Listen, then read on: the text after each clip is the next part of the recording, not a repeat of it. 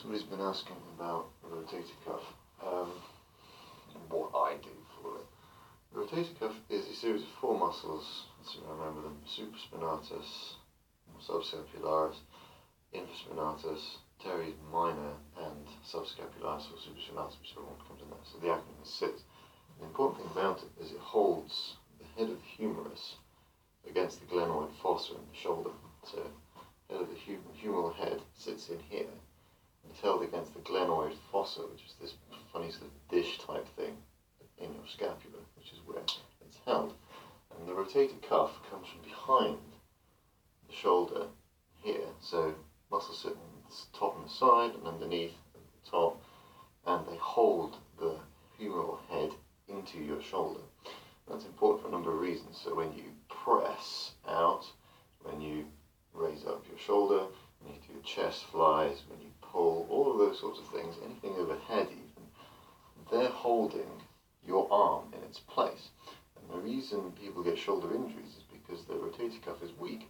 So what happens is when your big powerful pectoral muscles, biceps, triceps, all of those sorts of things, lats even as well, pull against the shoulder to articulate it, so up that way, this way, that way, all those sorts of things, the head of the humerus is wobbling about in here, and the rotator cuff's doing its damnedest to try and keep it from wobbling around, keep it still, but it just isn't working, and so it's being pulled that way by biceps, by your pecs, this way by your lats, and all of a sudden the femoral head is moving, and so the rotator cuff essentially goes into spasm, or tears if you're really unlucky, which is where the problems arise. So what do I do to try and keep that fresh, strong, whatever you want to call it?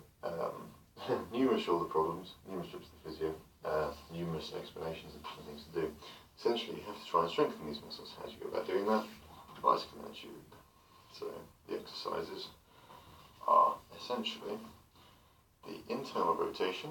So you're trying to keep your shoulder pinned down as you would in a deadlift, bench, whatever. So nice strong contraction back, save your shoulder. And internal rotation. So you pull the band in this way. Okay, keep your elbow pinned to your side, arm out to 90 degrees, pull it that way. You then get the reverse, and try and do this backwards, so this is external rotation. So again, shoulder set, arm out, forearm out at 90 degrees, pull out like that. You then got all of this sort of thing which you might see people in the gym doing, which is humeral head out at 90 degrees, forearm out in front of you, pulling back to externally rotate the shoulder. The flip side being, counter to that, humeral head out at 90 degrees, humeral head at 90 degrees, arms pointing straight up, pulling forward. That's your subscapularis element there. You can also do these by isometric contractions, so essentially going up against the wall, pushing out your external rotation, going into a doorway, or just using your palm, and pushing in to try and keep that strong.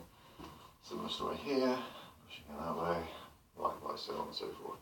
Now, the key thing with this is not how much weight you're using or anything like that. That's not how you strengthen it. The relationship with this is an inverse exponential. So, for instance, you get 80% of stability with 20% of the load. Now, you can go for 100% stability with a huge amount of load, but then you can wind up causing problems. If you're not setting your position correctly, yes, this is where you run into issues. A lot of people will just go, oh yeah, I'm doing rotator cuff exercises. Oh, yes, absolutely amazing. And like they're doing something rather unfortunate in the gym.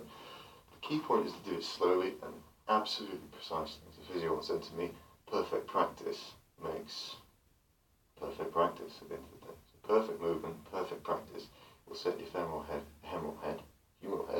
in the right place. So what you'll need to do is essentially watch and monitor this. So your humeral head is not rolling forward out of the socket, not moving backwards or transferring superiorly or anything like that. So get an idea of where your humeral head is.